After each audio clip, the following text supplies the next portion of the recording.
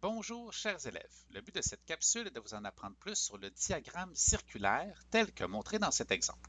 Tout d'abord, vous devez savoir que le diagramme circulaire permet notamment de comparer facilement les résultats d'un sondage. Nous pouvons observer un diagramme circulaire et remarquer que la plus grande section sera le choix le plus populaire, qui est dans ce cas-ci le jaune, pour la natation. Voyons maintenant d'autres éléments à considérer dans la lecture du diagramme circulaire. Nous avons tout d'abord en haut le titre du diagramme. Nous avons bien sûr le diagramme qui est de forme circulaire. Nous avons aussi les valeurs des différents secteurs qui sont soit des nombres ou des pourcentages. Et nous avons bien sûr la légende qui nous permet d'identifier chacune des couleurs dans notre diagramme. Voyons un exemple maintenant plus précis de lecture d'un diagramme circulaire. Nous avons dans cet exemple posé la question « Quel est votre sport préféré » à 200 enfants, entre la natation, le vélo, le football ou le hockey. Notre objectif est de trouver combien d'enfants sur les 200 ont voté pour chacun des choix. Pour ce faire, nous allons pouvoir passer par des fractions équivalentes à partir des pourcentages. Débutons avec la natation.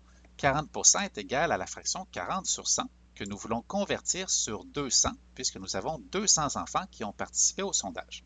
Nous allons multiplier le dénominateur par 2 pour obtenir 200 et nous ferons de même pour le numérateur, 40 fois 2, ce qui nous donne 80 enfants qui ont voté pour la natation. Le même principe revient pour le vélo, alors 15% est égal à la fraction 15 sur 100, que nous convertissons sur 200 en effectuant x2. 15 fois 2 nous donne 30 enfants qui ont voté pour le vélo. Poursuivons de la même façon pour le football, alors 20 sur 100, converti en fraction sur 200, nous donnera 40 enfants.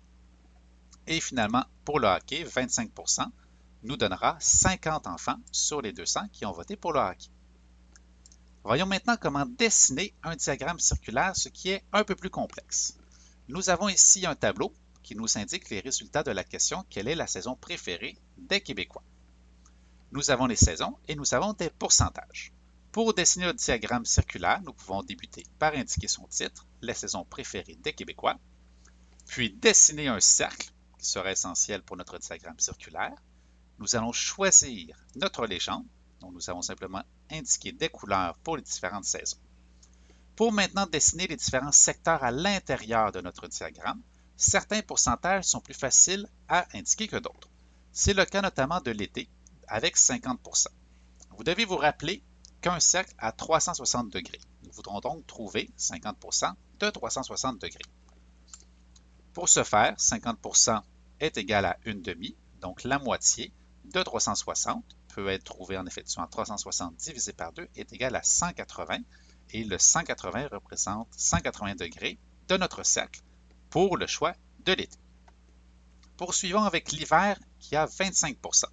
Notre objectif sera de trouver 25% de 360 degrés.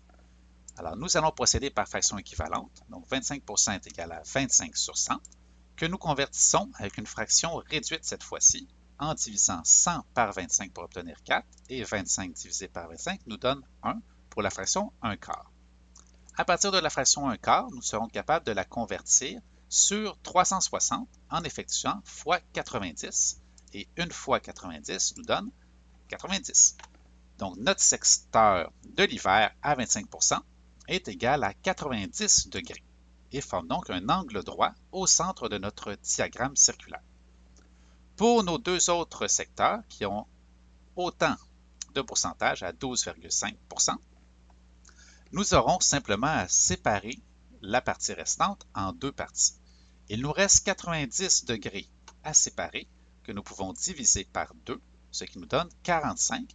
Donc, chaque secteur aura un angle de 45 degrés par rapport au centre. Donc, tant pour le printemps que pour l'automne. Vous savez maintenant comment lire un diagramme circulaire et comment en dessiner un.